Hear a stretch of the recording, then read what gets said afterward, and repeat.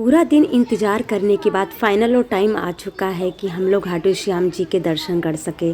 तो करीब 6:45 बजे के करीब आवाज़ आई कि घाटू श्याम जी की यात्रा यहाँ से निकलेगी, क्योंकि हमने होप छोड़ दी थी, क्योंकि सुनने में आया था कि अभी हमारे एरिया में आने में करीब 2 से 3 घंटे लग जाएगा।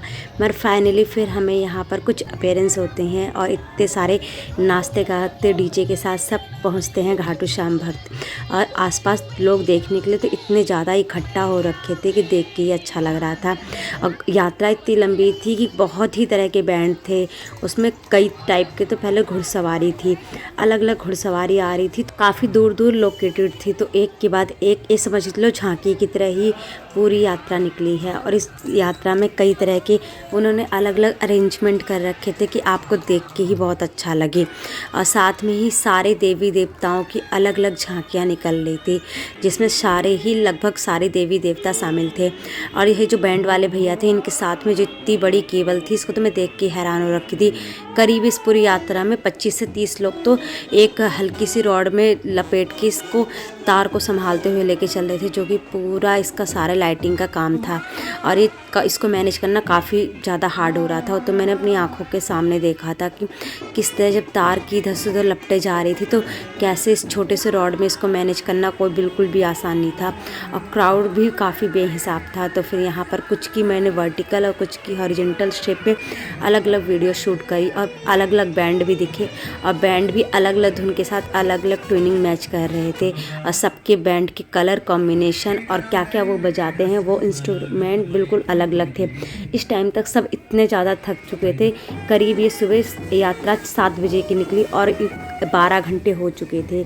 12 घंटे बाद हमारे एरिया में यात्रा आई थी, तो लगभग आधे से ज़्यादा तो पब्लिक थक चुकी थी। मगर घाटू श्याम जी की यात्रा में कोई कैसे रुक सकता है। तो फाइनली यात्रा हमारे एरिया में आ ही चुकी। यात्रा में शामिल होने वाले बैंड कुछ तो काफ़ी ज़्यादा उम्रदार थे, जिनको मुझे ही देख के हैरानी सी हो रही थी कि उन्होंने कितनी ज़्यादा हिम्मत दिखाई है। और यहाँ पे काफ़ी अच्छी यात्रा थी, जिसमें अलग अलग देवी देवताओं के साथ हमारे श्री राम भी शामिल थे। फिर यहाँ माता पार्वती और शिव जी की भी झांकी आई, जो कि हमारे पास काफ़ी देर तक रुकी थी। फिर क्या, बच्चों को भी यहाँ पर इतनी ज़्यादा थी कि कैमरा की लोकेशन ही मेरी अचानक से बदल गई थी। फिर फाइनली आई घाटू श्याम यात्रा। इतनी भीड़ की वजह से मुझे दूर से शूट करना पड़ा। और उसके बाद में झंडे की जो यात्रा थी, सारी लेडीज़ें लगभग कम से कम हज़ारों की तादाद में थी, जो निशान यात्रा में शामिल थी। उन्होंने निशान ले रखा था। और फिर नाचते गाते आई जो भक्तों की बारी, और इसको देख के इतना अच्छा लगा। हमारे आसपास खड़े लोग भी इसके साथ में नाचने लगे। करीब ये लोग सुबह के निकले। अब इस टाइम लगभग सब थक के चूर हो चुके थे, मगर फिर भी कोई अपनी इंजॉयमेंट में कसर नहीं छोड़ रहा था। और देख के इतना खूबसूरत लग रहा था। करीब महीने में एक बार हमें यात्रा ज़रूर देखने को मिलती है। अलग ही क्रेज रहता है घाटू श्याम जी की यात्रा का, जो देख के ही बहुत ही सुंदर लगता है। और यहाँ पर मम्मी तो थी नहीं, मम्मी गई थी दुकान, तो फिर उन्होंने तो मिस कर दिया। मगर ये देख के बहुत ही ज़्यादा अच्छा लगा।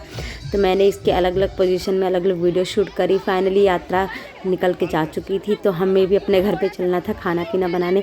थोड़ी बहुत फ़ोटो सेशन करी, और यहाँ पर फिर हम आ चुके थे घर के। आज के ब्लॉग में बस